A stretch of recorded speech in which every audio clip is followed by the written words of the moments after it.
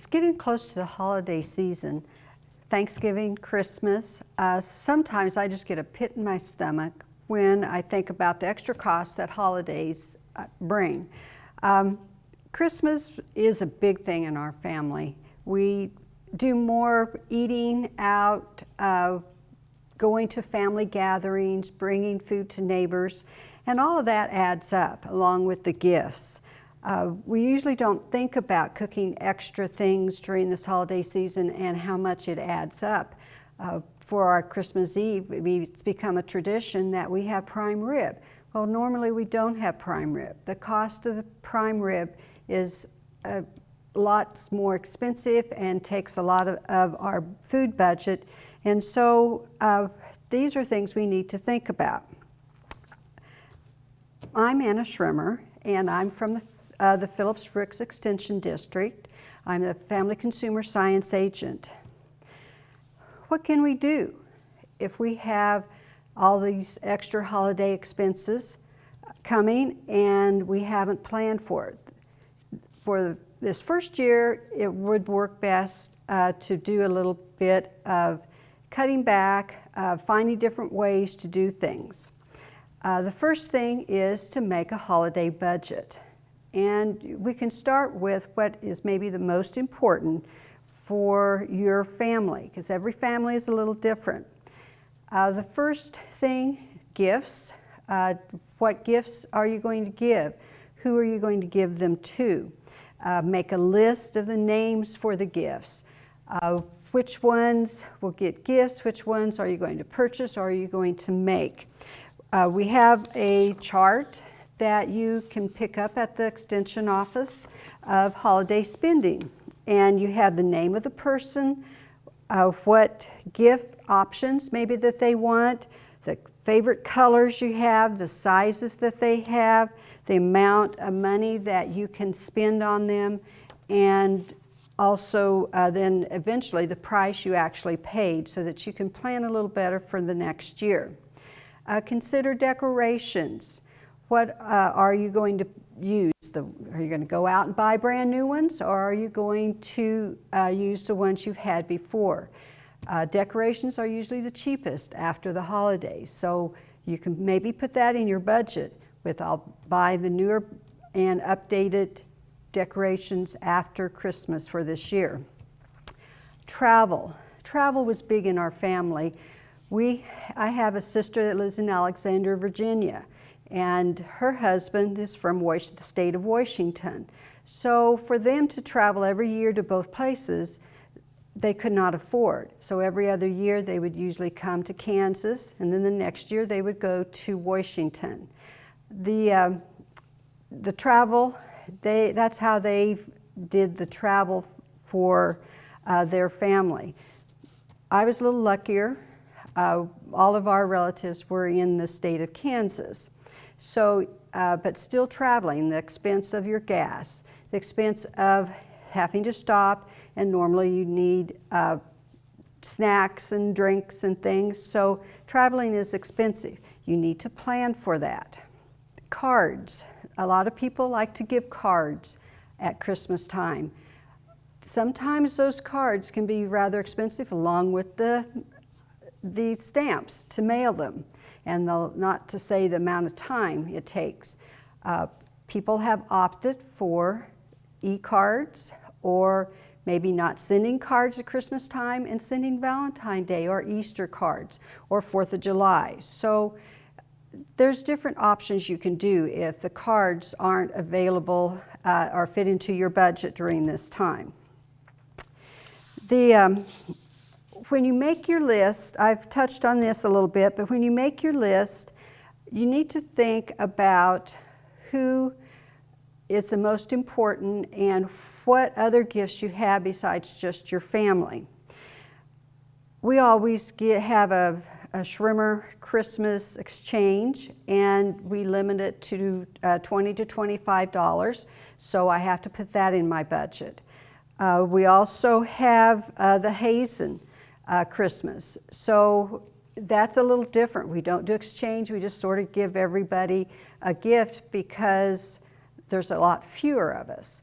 So we have opted to make gifts, so making something like jelly and giving to each other. Neighbors.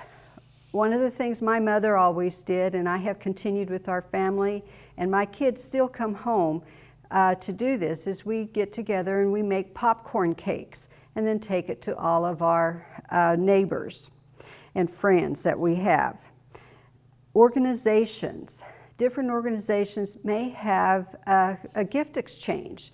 So if they have a limit, some have a $2 limit, some have $20 limit. You need to figure those into your budget. We're going to take a break right now, and we'll come back with talking about the Christmas Club accounts and cash versus credit. Western Auction and Real Estate LLC is ready to travel to you. Their team includes auctioneers and real estate specialists that will exceed your expectations. They offer experience in agriculture real estate, commercial and residential sales, and farm equipment auctions. Plus, they conveniently travel to your location. And it doesn't stop there. Visit westernauctionandrealestate.com today to shop their online equipment auctions too. For professionalism from concept to completion, it's Western Auction and Real Estate. Hi. We're looking for insurance. Oh, let's see who's free. Jerry? When insurance agents work for only one company, Michael! their options are simply limited. Hey, buddy! But a trusted choice independent agent is free to shop many companies for a better deal. Free to do what's right for you. Let us shop for you. Contact Rogers & Associate to learn more. The easiest way for you to get anywhere in the country is the Hayes Regional Airport.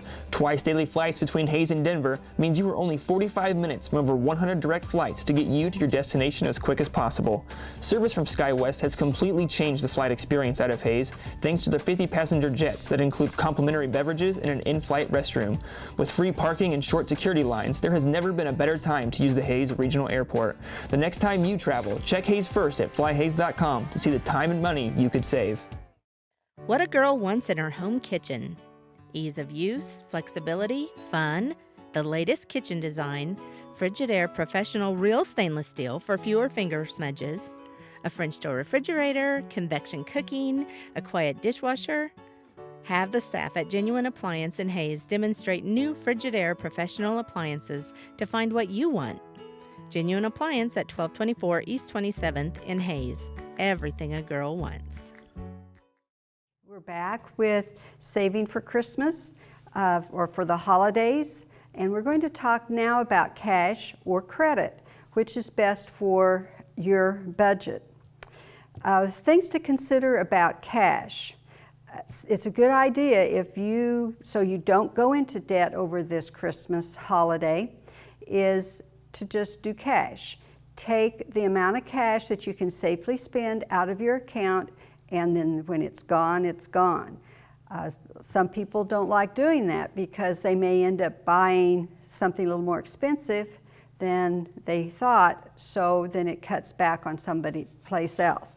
But you will not go into debt. You'll be much happier when the bills come after Christmas because they're already paid. Debit cards. Debit cards are just like cash. You have so much in your account, and once it's gone, it's gone. So you want to make sure that when you do use your debit card that you record all of the transactions in your checkbook, so you know exactly how much you have and what you have to spend, so you can still buy food for the rest of the month prior to Christmas. Credit cards are easy. There's some advantages, such as they are safe. They're safer because if you lose them, you can let the credit card company know, and then you are only responsible for $50 of it. But there are also other problems with the credit card, which is number one, is it's easy to overspend with them. The first thing to do is to decide on one credit card. If you have several credit cards, pick out just one. Maybe it's the one that has the lowest interest rate. Maybe it's the one that you get rewards from. And when you have the credit card, there's a few things to keep in mind with it.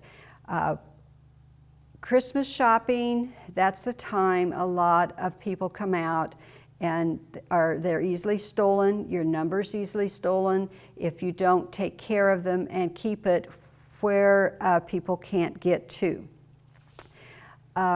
You want to make sure that you fill in all the blanks and keep all the receipts. So if you go to a restaurant, fill in that blank of the tip or put a line through it and then add it up so that you have put down how much, not leave it for the waiter or waitress.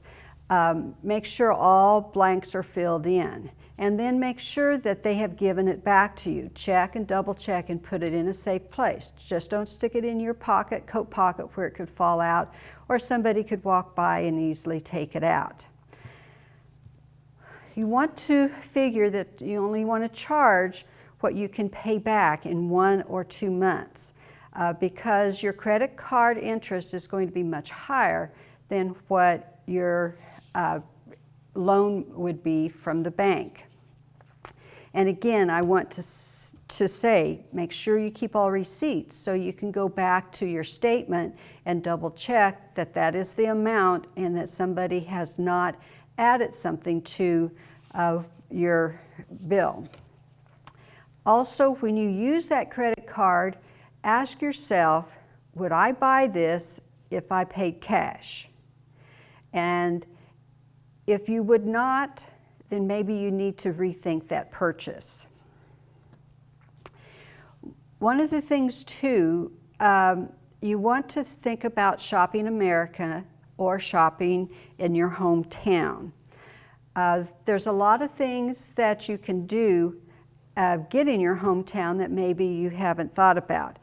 And sometimes we need to think more about having a consumable Christmas gift rather than those that are you use and you keep and then when you move you throw out because you never did anything with it, but a good friend or family member gave it to you.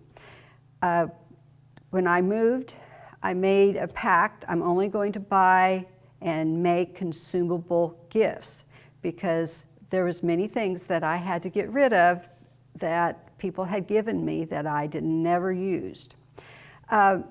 Some ideas would be like gift certificates to somebody's hair salon, a massage, local restaurant, local stores, go to the grocery store, get a fruit basket or get a gift certificate there. One of the things I had an elderly neighbor that I would give her 2 or 3 pounds of hamburger for Christmas, and she was delighted because with her budget, she just lived on Social Security, she didn't often get to eat meat, and so she loved getting meat for Christmas. Sometimes a motel, a getaway, a bed and breakfast. People look forward. They wouldn't normally do that, but if they get a certificate for doing it, then they would go and have a short break or vacation. Another thing I love to receive is season tickets for something, to ball games, to the swimming pool, to the Arts Council, museums, art classes. All of those things are good things that you can buy in town and support your local town. There's a article that I read that says on average 48% of each purchase that is purchased at the local business is recirculated locally. If you buy from a chain store, only 14% comes back to that area. If you buy online, only 1% comes back to the area, and that's from the delivery man in case he would happen to stop and buy a drink on his route, or if he happens to live within the community. So buying through your local stores actually rejuvenates your community, and it helps your town. There's a saying that the town you save may be your own. So make sure that you buy locally if at all possible. It may be a little more expensive, but then you have to figure if you drive out of town, you have the gas, usually you stop and eat someplace.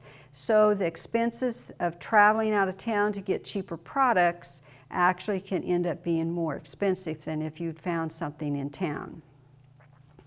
Shopping online, it does save time, it saves energy, and you want to consider you have to pay shipping charges, you have to find out how much it is going to cost to return it, if you can return it.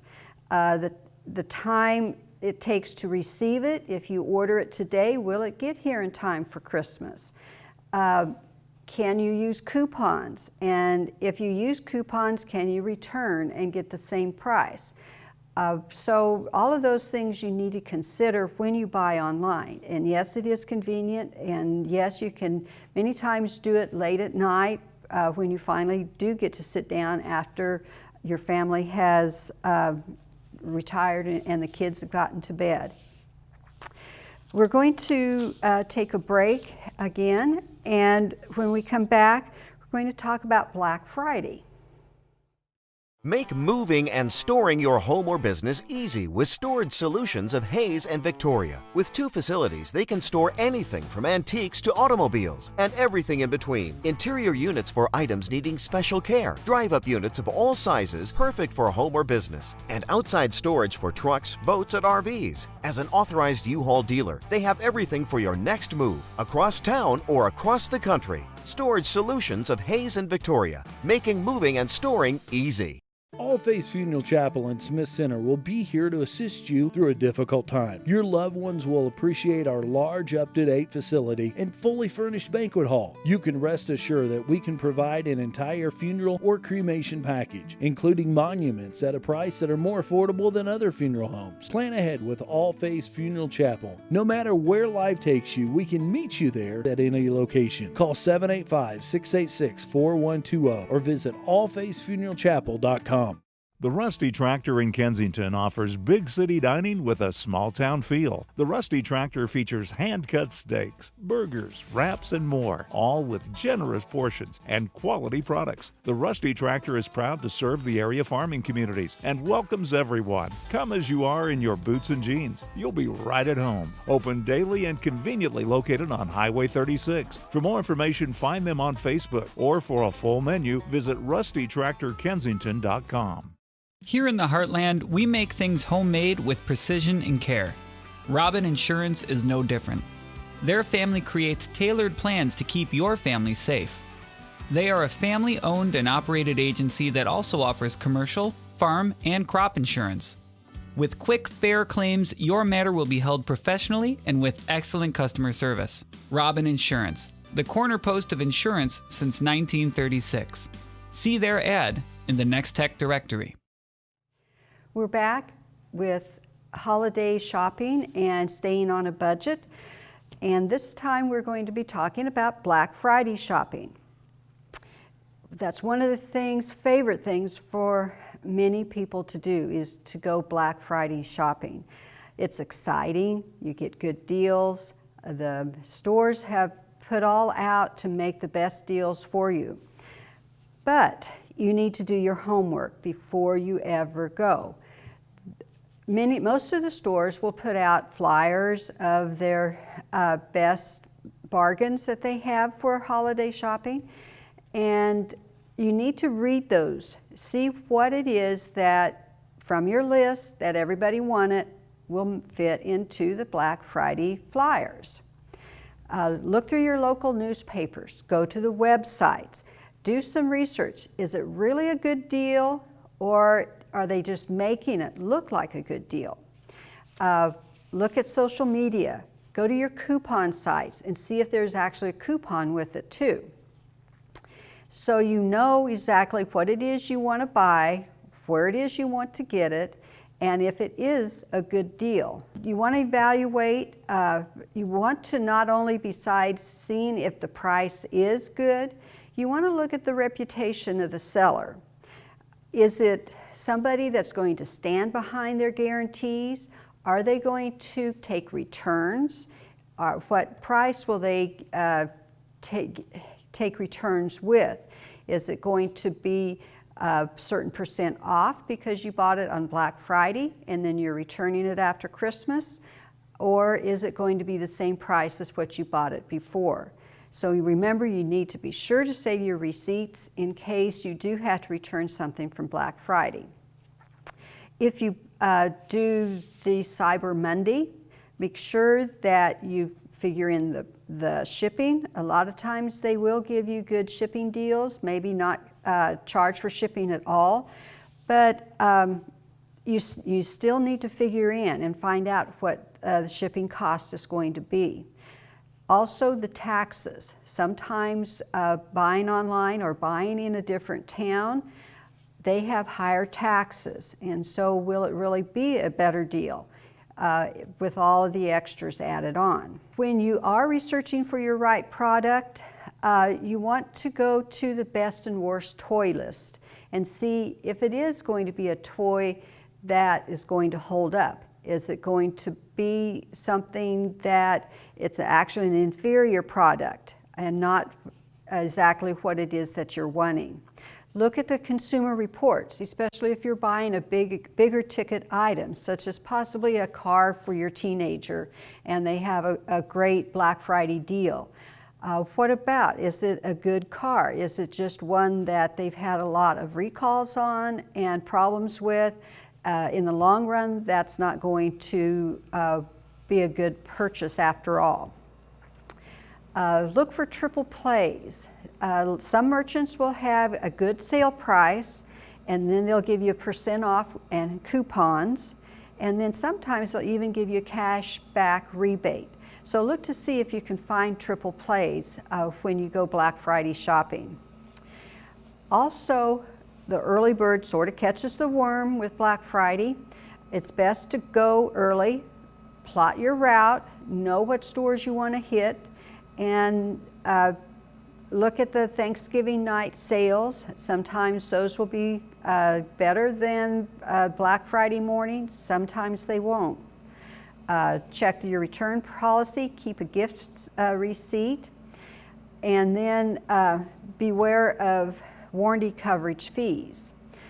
Also, if you go early on Black Friday morning, sometimes if the main items, such as you want a TV and it's already taken, then you need to, if you're there within the first hour, a lot of times they will give you a rain check, and you can actually get one later. But if you come in after that first hour, many of those deals are gone. Okay, this kind of brings us then to green gifts. We kind of already talked a little bit about them, but green gifts are a lot of different things, and most green gifts don't cost a lot of money. Usually it's a gift of time, time spent together, a meal, a gift of service. Give them a gift certificate for babysitting, for house cleaning, doing the yard work. Grandparents love these things because it's more difficult for them to do. Grandparents giving babysitting certificates to their children so that they have a night out and don't have to worry about hiring a babysitter. A gift of the unexpected. Give a mystery outing. End up somewhere special that maybe you haven't gone for a while. Gifts you can use, consumables. I alluded to those with fruit baskets, hair salon certificates, homemade treats. I just have the bags here. I don't have any homemade treats in them yet, but you can purchase bags, and then when you make your Christmas cookies, put lots of cookies in and give to your neighbors, give to friends, give to your colleagues that you work with. Gifts of adventure. Give a gift for a painting class, for an exercise class, or possibly going sledding. Gifts from the heart, such as sometimes just a phone call or a visit, is really special for those that may not be able to get out, especially once it's getting colder.